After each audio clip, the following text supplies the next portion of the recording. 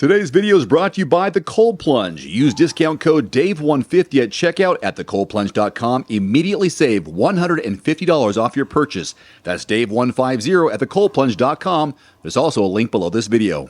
About the run, do I watch my pace and heart rate the first half or the first 10 miles and stay within the range until the last 5K, or do I adjust based on how I feel after the first mile or so? So my guidelines for the half marathon at the end of 56 miles is to really start off by effort and use that first. I like to break things up. So maybe instead of thinking 13 miles, you can think of, 4 5Ks plus an extra 1 mile at the end.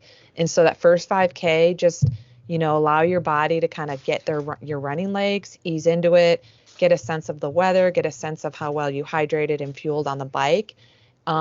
And just take your time in the first 5K. It's better to take your time the first 5K than to push it too much too soon and then kind of, fall off the wagon the last 5K.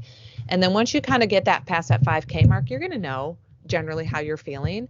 And then either maybe bump it up or just hold the pace. If you're feeling like this is a good effort, this is, glance at your watch, this is a good pace, I'm just going to hold it steady for another 5K. Bam, you're about halfway done.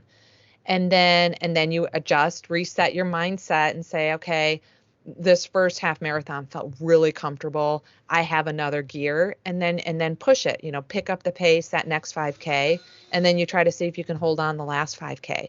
And so I think effort's really important in a half marathon after 56 miles versus just doing a half marathon where you can really be more on a pace, mindset, because a pace, if depending on the terrain, the pace is going to be affected by hills. And so you don't want to rely solely on pace. And you also, you can rely on heart rate. You want to monitor your heart rate, but know your effort may be low while your heart rate's high because it's, 100 degrees with 100% humidity, or you're dehydrated or you're under fueled. And so while heart rate is a good gauge of intensity, sometimes you just got to let that go and just stick with effort. And so I think effort's so important, especially in a marathon or half marathon in a triathlon. That's why you're the best, Coach. That was excellent. I'm listening to that going, yeah. And one other little thing I would bring in, and again, these are all dependent on what Coach just talked about, is if you can stay within 20 seconds of your target pace, above or below, and stay within that consistent area, then everything will respond accordingly.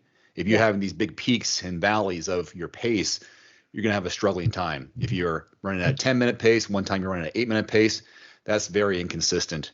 If you can stay within let's say you're shooting for a 9-minute pace, 9:20, 8:40, 9:10, 8:55, then you're consistent. And that means everything is working well, you're hydrating well, weather's not affecting you too much. Again, that heart rate you said was, that's not really that much under your control when there's hydration issues and weather issues.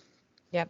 Today's video is brought to you by The Cold Plunge. Use discount code DAVE150 at checkout at thecoldplunge.com. Immediately save $150 off your purchase. That's DAVE150 at thecoldplunge.com. There's also a link below this video.